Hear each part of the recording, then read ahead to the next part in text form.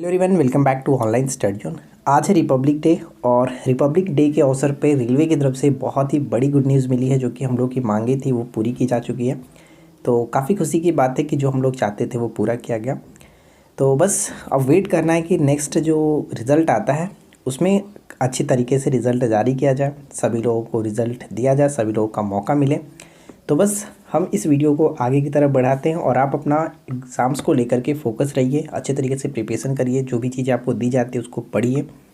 चलिए फ़िलहाल मैं आपको बता दूं कि आज हम इस वीडियो में बात करने वाले हैं पेज नंबर 69 से लेकर के 72 तक जो भी क्वेश्चंस बन सकते हैं वो हम लोगों ने कवर किया। और ये हम लोग का ज्योग्राफी स्टार्ट हो चुका है। कल की वीडियो में हम लोगों ने बात किया था, फर्स्ट वीडियो ज्योग्राफी का कल अपलोडेड था। तो आज इस वीडियो में हम लोग बहुत ही अच्छे अच्छे क्वेश्चंस लेकर आए और वीडियो के बीच में आपको बताऊंगा कि नेक्स्ट होमवर्क क्या रहने वाला है। तो इस वीडियो के साथ बने रहिए। तो चलिए शुरू करते हैं। फर्स्ट क्वेश्चन बनता है कि क्षुद्र ग्रह किन दो ग्रहों की कक्षाओं के बीच स्थित है। तो यहाँ पे राइट आंसर हमारा बन जाएगा ऑप्शन डी, मंगल एवं बृहस्पति के कक्षाओं में ये घूमते रहते हैं। डी होगा राइट आंसर। फोर वेस्टा के संबंध में कौन सा कथन सही है।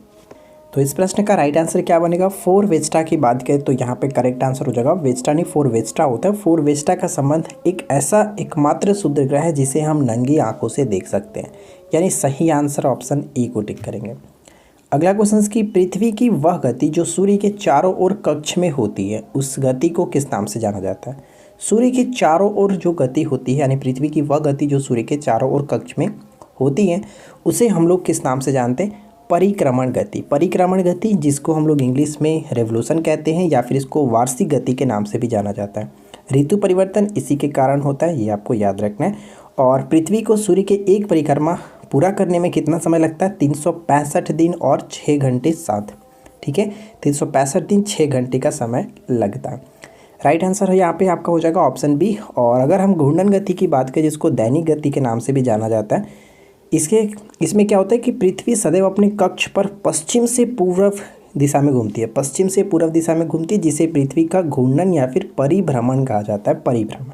राइट, तो ये ध्यान रखना है। और घूर्णन के कारण ही दिन और रात होता है। चलिए आगे बढ़ते हैं। अगला क्वेश्चन कि 23 सितंबर को उत्तरी गोलार्ध पर कौन सी ऋतु होती है। 23 सितंबर को उत्तरी गोलार्ध पर कौन सी ऋतु होती है।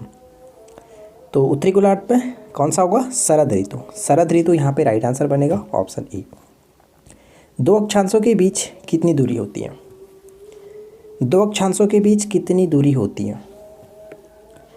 सही आंसर हो जाएगा ऑप्शन ए, 111 किलोमीटर। दो अक्षांशों के बीच की दूरी 111 किलोमीटर होता है, ये आपको याद रखना है। अगर आपको वीडियो पसंद है, चलो छोड़ो, नहीं कहूँगा, रोज़ रोज़ कहना अच्छा भी नहीं लगता है, जो आपकी मर्ज़ी आप करिएगा।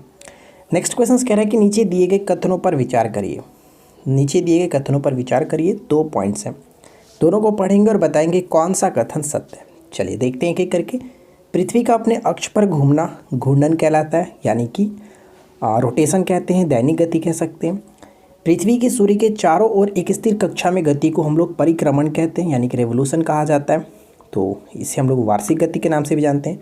दोनों के दोनों पॉइंट्स बिल्कुल सही है, C will be a right answer. अगला क्वेश्चन की सूर्य ग्रहण के दौरान क्या होता है।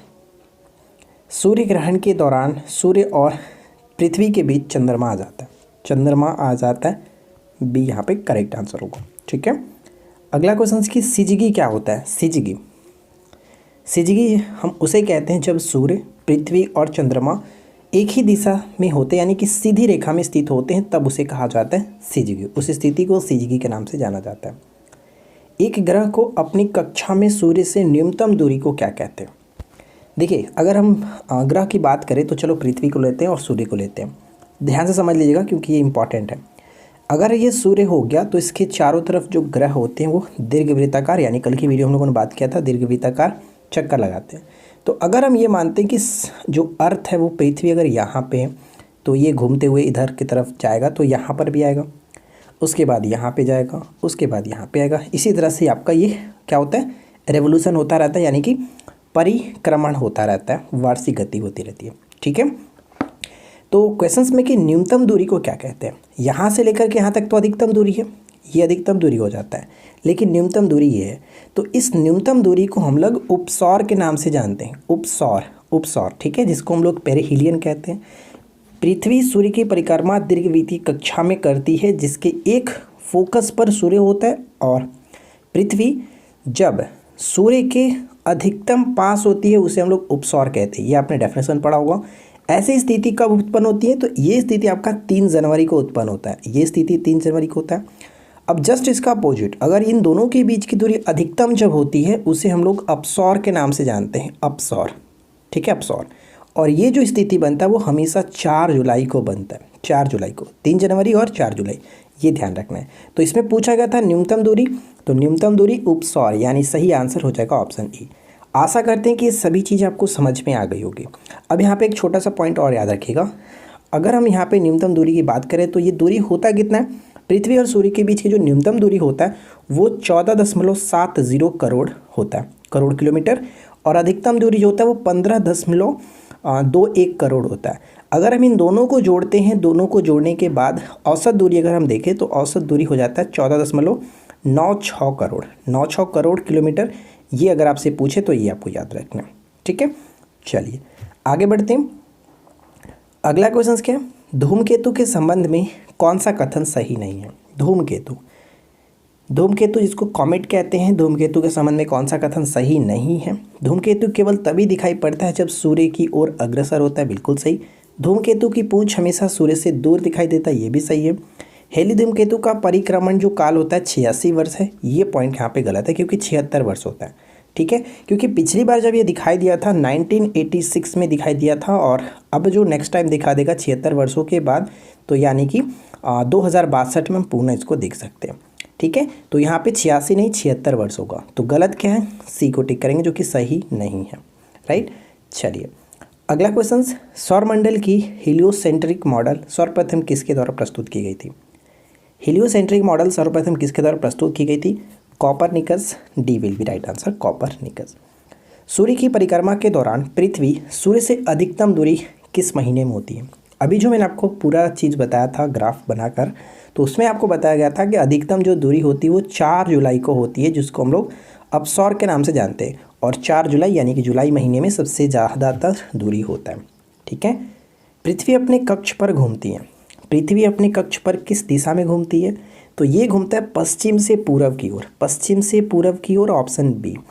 और अगर आपसे कोई पूछ ले कि सूर्योदय हमेशा पूर्व की तरफ क्यों होता है? क्योंकि पृथ्वी हमेशा पश्चिम से पूर्व की तरफ घूमती है, ये आपको बताना। ठीक है, वसंत विषु किसे कहते हैं? वसंत विषु किस तारीख को कहते हैं?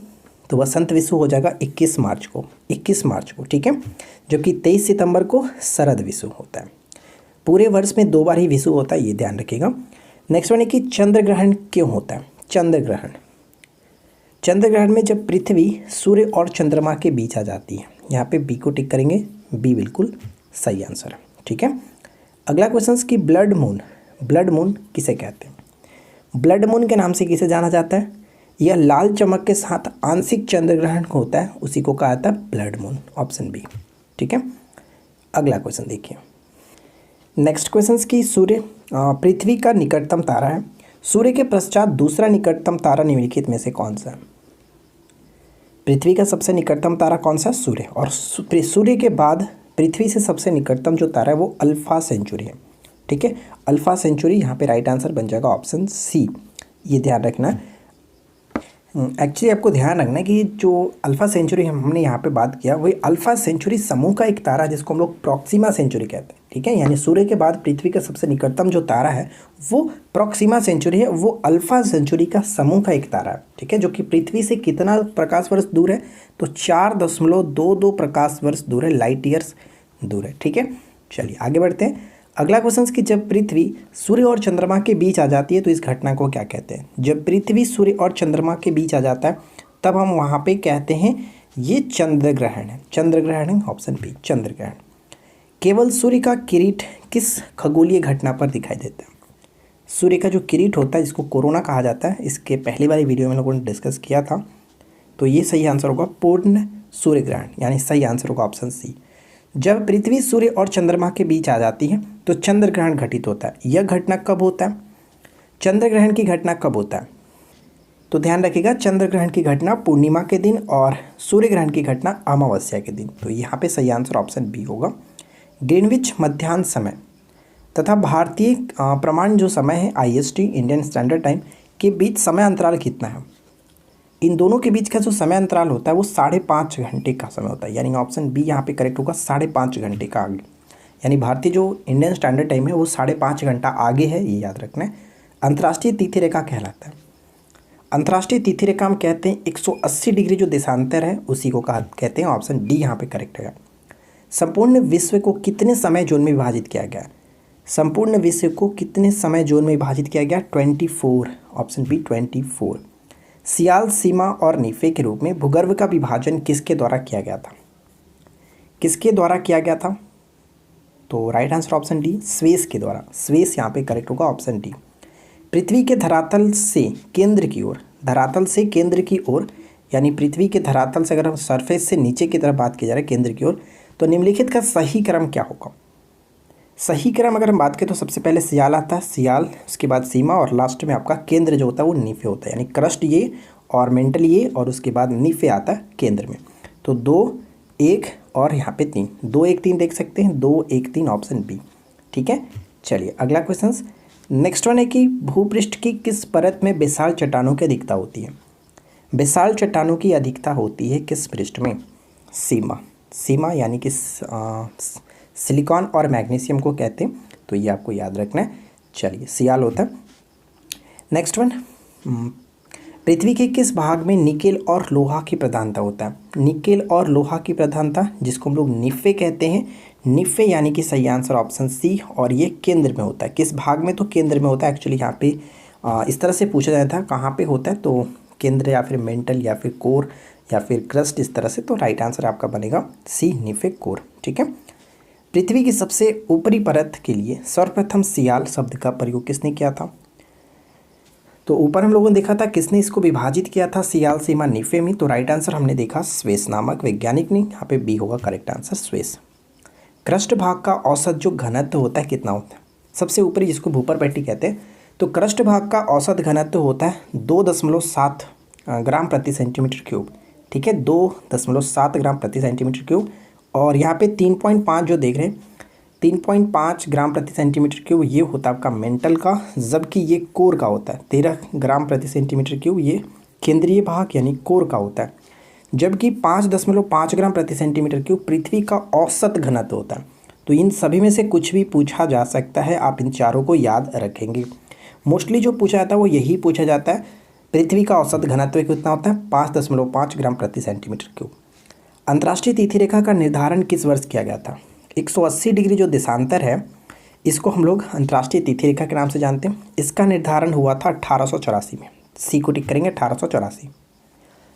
अगला क्वेश्चन है कि यदि अंतर्राष्ट्रीय तिथि रेखा पर दिन के 12 बजे हो तो उस समय भारत का मानक समय क्या होगा? यानी ग्रीनविच जो कि 0 डिग्री से गुजरता है, 0 डिग्री देशांतर से होकर के गुजरता है, लंदन के ग्रीनविच कह सकते हैं। तो यहाँ पे अगर वो 12 बजा हो तो हमें पता है कि भारतीय जो स्टैंडर्ड टाइम है, इंडियन स्टैंडर्ड टाइम है, वो क्या है, GMT जो हमने देखा था, ग्रीनविच जो रेखा है उससे 5.5 घंटा आगे, यानी शाम का 5:30 बज रहा होगा। ऑप्शन बी बिल्कुल सही होगा। नेक्स्ट वन कह रहा है कि धरातल से भूगर्भ की ओर जाने पर गहराई के साथ तापमान वृद्धि की दर क्या होती है? तापमान वृद्धि की जो दर होता है वो 32 मीटर नीचे जाने पर प्रति 1 डिग्री सेल्सियस की वृद्धि होगा, यानी सही आंसर हो जाएगा ऑप्शन सी। ठीक है फ्रेंड्स, नेक्स्ट क्वेश्चन से कि स्थल मंडल में सम्मिलित है, स्थल मंडल में सम्मिलित है ऊपरी भूपटल, निचली भूपटल और मेंटल का ठोस ऊपरी भाग, जिसे हम लोग यहाँ पे सही आंसर करेंगे सी। अगला क्वेश्चन की मोहे असंबंधता, मोह कह सकते हैं, मोह जिसको होता है, एक्चुअली इसका जो पूरा नाम होता है वो मोहेविसिक होता है, मोहेविसिक, जिसको हम लोग मोह असंबंधता भी कह देते हैं। तो यहाँ पे सही आंसर क्या होगा, किसके बीच होता है? तो क्रस्ट और मेंटल के बीच। राइट आंसर बन जाएगा ऑप्शन ए, क्रस्ट और मेंटल के बीच। नेक्स्ट वन है कि निम्नलिखित में से कौन सा कथन सही है? कौन सा कथन सही है? पहला पॉइंट की पृथ्वी का औसत जो घनत्व होता है 5.5 ग्राम प्रति सेंटीमीटर क्यूब, ऊपर में वो देखा था।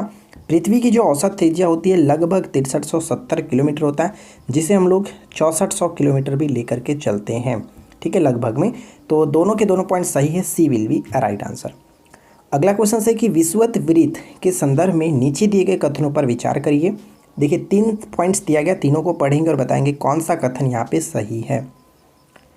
तो पहला पॉइंट कह रहा है कि विषुवत वृत्त 0 डिग्री अक्षांश को प्रदर्शित करता है। अगर हम यहाँ पे ग्लोब की बात करें, अगर मैं ग्लोब को बनाता हूँ तो ये क्या होता है, सबसे बड़ा जो वृत्त होता है वो क्या होता है, सबसे बड़ा वृत्त ग्लोब पर विषुवत रेखा होता है 0 डिग्री। तो ये क्या होता है, विषुवत वृत्त 0 डिग्री अक्षांश, क्योंकि ये जो अक्षांश होता है ये आपका इस तरह से हॉरिजॉन्टल जो लाइन होता है वो अक्षांश होता है और जो वर्टिकल लाइन होता है उसको देशांतर कहते हैं, राइट। तो ये हमें अक्षांश दर्शाता है, बिल्कुल सही है।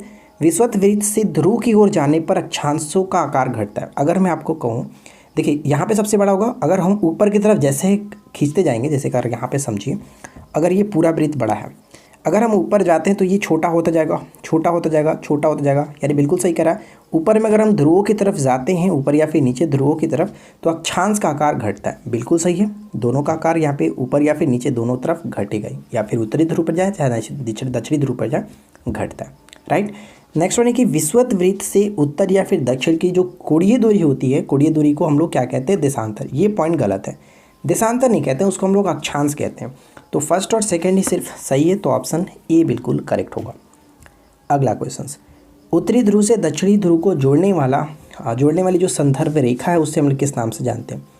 ये आपका नॉर्थ पोल, ये आपका साउथ पोल, अगर दोनों को जोड़ता है तो वर्टिकल लाइन क्या होता है, वर्टिकल लाइन को हम लोग क्या कहते हैं, इस तरह से होता है, वर्टिकल लाइन को हम लोग देशांतरीय याम्योत्तर या फिर रेखाएं कहते हैं, यानी पी बिल्कुल सही आंसर होगा। अगला क्वेश्चन कि निम्नलिखित कथनों पर विचार करिए। पहला पॉइंट्स, याम्योत्तर के बीच की जो विषुवतीय दूरी होती है वो कितना होता है, अधिकतम 111.3 किलोमीटर होता है, बिल्कुल सही। देखिए ये आपका देशांतर की बात कही जा रही है, अगर अक्षांश की बात करता तो 111 किलोमीटर ही होता है, 111 किलोमीटर होता है, लेकिन देशांतर जो होते हैं इनके बीच की दूरी 111.3 किलोमीटर होता है, ये याद रखना। और ध्रुव पर न्यूनतम जो होता है वो 0 किलोमीटर होता है, बिल्कुल सही। क्योंकि अगर हम यहाँ पे इस तरह से देखें तो देखिए ये क्या होता है, ऊपर में जाकर के नीचे दोनों सट जाता है, इस तरह से सट जाता है, तो इन दोनों के बीच की दूरी ध्रुव पर क्या होता है, 0 डिग्री होता है, 0 डिग्री नहीं यार, 0 किलोमीटर, यानी कि उनके बीच के डिस्टेंस नहीं होता, दोनों जाकर के सट जाता है। तो ये भी बिल्कुल सही है, तो दोनों कथन सही होने की वजह से ऑप्शन सी को टिक। तो फ्रेंड्स अगर आप भी एसआई मेंस के एग्ज़ाम्स के लिए वेट कर रहे हैं कि रिजल्ट कब आएगा और मेंस के एग्ज़ाम्स के लिए आप लगेंगे, तो मैं आपको बता दूं फ्रेंड्स, अगर आपका मार्क्स अच्छा खासा है और एग्ज़ाम्स के लिए आप रेडी होना चाहते हैं तो हमारा कोर्स आपको हेल्प कर सकता है, जिसमें बहुत सारी चीज़ें आपको प्रोवाइड कराई जाएगी, जिसमें 270 से ज़्यादा टॉपिक हैंडराइटिंग नोट्स डाला गया, 6000 से ज़्यादा MCQ उसमें प्रोवाइड कराया गया, 6000 प्लस MCQ है, साथ ही साथ अलग अलग सब्जेक्टिव वाइज जो कि नोट्स आपको दिया गया। तो और एक चीज़ मैं आपको बता दूं, फुल मॉक टेस्ट भी आपको वहाँ पे प्रोवाइड कराया जाएगा, ठीक है। ऑफ़र की जो लिमिट था वो सिर्फ और सिर्फ आज रात 12 बजे तक है, क्योंकि 24 से लेकर के 26 जनवरी तक था। तो अगर आप इस कोर्स को ज्वाइन करना चाहते हैं, जो कि आपको सिर्फ और सिर्फ 279 में मिल जाएगा, 399 का कोर्स, अगर आज आप मिस करते हैं तो कल से इसकी एक प्राइस जो कि बढ़ जाएगी, हो सके कि आपको प्रॉब्लम हो। तो अगर जुड़ना चाहते हैं तो आज ही आपके पास मौका है, जुड़ सकते हैं। इस वीडियो के नीचे डिस्क्रिप्शन में हमारी एप्लीकेशंस की लिंक दी गई है, एप्लीकेशंस को डाउनलोड करिए, स्टोर सेक्शन में जाइए, उसके बाद इस कोर्स को ज्वाइन कर सकते हैं। देखिए नेक्स्ट क्वेश्चन कह रहा है कि पृथ्वी को अपने अक्ष पर 1 डिग्री घूमने में कितना समय लगता है। 1 डिग्री घूमने में, ध्यान दीजिएगा, अगर हम बात करें कि 360 डिग्री को घूमने में कितना समय लगता है, 24 घंटे का समय लगता है। तो 1 डिग्री घूमने में कितना होगा, 24/360। लेकिन ऑप्शंस में क्या दिया है, मिनट में दे रहा है, ये तो गुना 1 करेंगे, लेकिन हम लोग 24 घंटे को मिनट में करने के लिए 60 से गुना कर लेते हैं। तो ये 6 बार में खत्म, 6 चौका 24, यानी 4 मिनट का समय लगेगा। राइट आंसर हो जाएगा ऑप्शन ए, ठीक है। चलिए अगला क्वेश्चन, सर्वप्रथम खोजा गया जो सूर्यग्रह था वो कौन सा था। सर्वप्रथम खोजा गया सूर्यग्रह कौन सा, सीरस, ऑप्शन ए होगा राइट आंसर, सीरस। अगला क्वेश्चन कि निम्नलिखित में से कौन सा ऋतुओं के परिवर्तन का कारण है। ऋतु परिवर्तन किसके कारण होता है, ऋतुओं में परिवर्तन होता है परिक्रमण, यानी परिक्रमण का मतलब वार्षिक गति, जिसको हम लोग रिवोल्यूशन कहते हैं, और सूर्य के चारों ओर होता है, यानी कि सूर्य के चारों ओर पृथ्वी की स्थिति में जो परिवर्तन होता है उसी के कारण होता है। जबकि दिन और रात जो होता है वो दैनिक गति यानी कि घूर्णन के कारण होता है, ये याद रखना। राइट आंसर हो जाएगा ऑप्शन ए। पृथ्वी की कोर में किस तत्व की प्रधानता होती है, कोर में यानी कि निफे, निफे मतलब ऑप्शन डी, निकेल और लोहा। गुटेनबर्ग असमानता पृथ्वी के किन 2 परतों के बीच होता है। गुटेनबर्ग असमानता किन परतों के बीच होता है, मेंटल और कोर, ऑप्शन बी, मेंटल और कोर। पृथ्वी के नीचे जाने पर प्रति कितनी गहराई पर तापमान 1 डिग्री सेल्सियस बढ़ जाता है। प्रति 32 मीटर नीचे जाने पर 1 डिग्री सेल्सियस का टेम्परेचर बढ़ जाता है, ऑप्शन ए। पृथ्वी के द्रव पदार्थों के घनीभूत हो जाने से बनी चट्टानों को क्या कहते हैं। इन चट्टानों को हम लोग आग्नेय चट्टान के नाम से जानते हैं। ठीक है, आग्नेय चट्टान। देखिए आग्नेय चट्टान के कुछ उदाहरण हैं, मैंने यहाँ पे लिख रखा है, जैसे ग्रेनाइट, बेसाल्ट, ग्रेबो, ऑब्सीडीन, डायोराइट, डोलोराइट। तो इस तरह से बहुत सारी चीज़ें होती हैं जिससे आपको याद रखना है, एग्जाम्स के लिए इंपॉर्टेंट होगा। अगला क्वेश्चन कि आग्नेय चट्टान के संबंध में निम्नलिखित में से कौन सा कथन असत्य है? आग्नेय चट्टान, तो ध्यान दीजिएगा, आग्नेय चट्टान में परतों का पूर्णतः अभाव होता है, यानी कि परत बाई परत नहीं होता, इसमें लेयर नहीं होते, ये पॉइंट्स बिल्कुल सही। दूसरा कि इन चट्टानों में रवे यानी कि क्रिस्टल्स पाए जाते हैं, क्रिस्टल्स होते हैं, बिल्कुल सही है। इन चट्टानों में जीवावशेष जो होता है यानी फॉसिल्स का अभाव होता है। ये जो इस टाइप के जो चट्टान होते हैं वो अवसादी में होते हैं। तो यहाँ पे तीनों के तीनों पॉइंट्स बिल्कुल सही है, कोई भी असत्य नहीं है। यहाँ पे राइट आंसर ऑप्शन हम डी को टिक करेंगे। ठीक है, अगला क्वेश्चन, जानवरों, वनस्पतियों एवं सूक्ष्म जीवों के अवशेष किस प्रकार की चट्टानों में मिलता है? तो जस्ट मैंने आपको बताया, जो फॉसिल्स होते हैं वो अधिकतर अवसादी चट्टानों, यानी कि वो अवसादी चट्टान, अधिकतर की बात थी छोड़िए, अधिकतम यही होता है आपका अवसादी चट्टान ही होगा। ठीक है, राइट आंसर यहाँ पे बी होगा। कोयला किस चट्टान में पाया जाता है? तो कोयला भी क्या होता है? कोयला भी आपका परतदार चट्टान, यानी परतदार चट्टान किसे कहते हैं? अवसादी चट्टान को ही कहते हैं। ऑप्शन बी होगा करेक्ट आंसर। ध्यान रखिएगा, आग्नेय चट्टान को हम लोग प्राथमिक चट्टान के नाम से भी जानते हैं, ये भी इंपॉर्टेंट होगा। अगला क्वेश्चन देखिए क्या कह रहा है, निम्नलिखित में से किसे प्राथमिक चट्टानों की श्रेणी में रखा गया? देखिए अभी जस्ट मैंने आपको बता ही दिया और वही क्वेश्चन है। प्राथमिक चट्टान यानी आग्नेय चट्टान को ही कहा जाता है, राइट। बलुआ पत्थर परिवर्तित होता है, बलुआ पत्थर परिवर्तित होता है क्वार्टजाइट में ऑप्शन सी। निम्नलिखित में से कौन कयांत्रित चट्टान है? निम्नलिखित में से कौन कयांत्रित चट्टान है? तो यहाँ पे सही आंसर बन जाएगा ऑप्शन सी, संगमरमर। ठीक है, संगमरमर को टिक करेंगे, जो कि एक संगमरमर जो है वो कयांत्रित चट्टानों के अंतर्गत आता है। देखिए आज के इस वीडियो का आखिरी प्रश्न क्या कह रहा है, लेकिन उससे पहले मैं आपको होमवर्क बताता हूँ। होमवर्क जो है 72 से लेकर के 76 पेज तक पढ़ेंगे, 72 से 76 पढ़ करके आना लूसेंट सब्जेक्टिव बुक को। ठीक है, देखिए क्या कह रहे हैं कि स्लेट जो होता है, स्लेट किसके साथ मैच होगा? स्लेट एक प्रकार का यहाँ पे कैंथित सेल है, कैंथित सेल है, यानी कि फर्स्ट का 2 के साथ सिर्फ एक ही ऑप्शन से करेक्ट आंसर हो गया ऑप्शन बी। लिग्नाइट जो है ये आपका अवसादी चट्टान है, क्योंकि कोयले का प्रकार है। लिग्नाइट को हम लोग क्या कहते हैं? भूरा कोयला के नाम से भी जाना जाता है। ठीक है, तो बी का 4 यहाँ पे मिल ही रहा है, तो करेक्ट आंसर क्या हो गया? ऊपर में देखा था ग्रेनाइट अग्नि सेल होता है, प्राथमिक चट्टान, तो डी का फर्स्ट भी मिल रहा है। तो कुल मिलाकर ऑप्शन बी यहाँ पे करेक्ट होगा। तो आशा करते हैं कि आप लोग को ये वीडियो अच्छा लगा होगा। हाँ, वीडियो पसंद आया तो छोड़िए, नहीं कहेंगे, पसंद आए ना आए आपको अब मुझे बोलना ही नहीं है यार कि आप लोग को लाइक करना है नहीं करना है, सब्सक्राइब करना है नहीं करना, अब आपकी मर्जी है। मेरा काम है होमवर्क देना और वीडियो बनाना, बाकी आपके ऊपर डिपेंड करता है करना है नहीं करना है। चलिए आज की इस वीडियो में इतना ही, मिलते हैं नेक्स्ट क्लास में। Thanks for watching, keep watching, keep learning, have a good day.